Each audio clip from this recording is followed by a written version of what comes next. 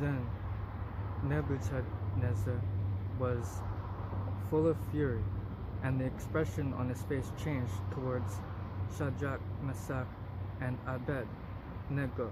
He spoke and commanded that they heat the furnace 7 times more than it was usually heated, and he commanded certain mighty men of valor who were in his army to bind Shadrach, Meshach, and Abednego and cast them into the burning fiery furnace.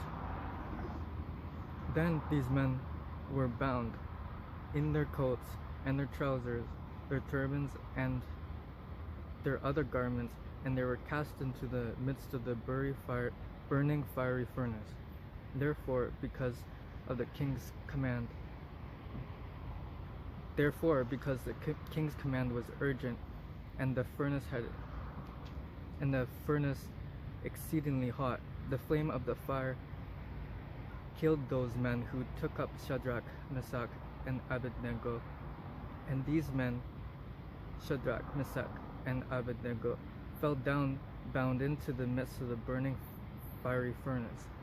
Then King Nebuchadnezzar was astonished, and he rose in haste and spoke, saying to his counselors, "Did we not cast 3 men bound into the midst of the fire?"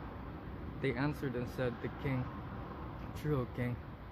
"Lord," he answered, "I see 4 men loose, walking in the midst of the fire, and they are not hurt, and the form of the 4th is like the Son of God."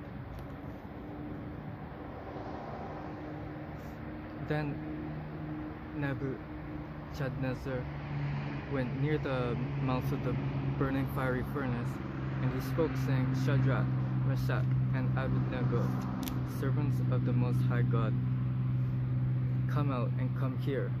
The Shadrach, Meshach, and Abednego came from the midst of the fire, and the satraps, administrators, governors, and the king's counselors gathered together, and they saw that these men, whose bodies the fire had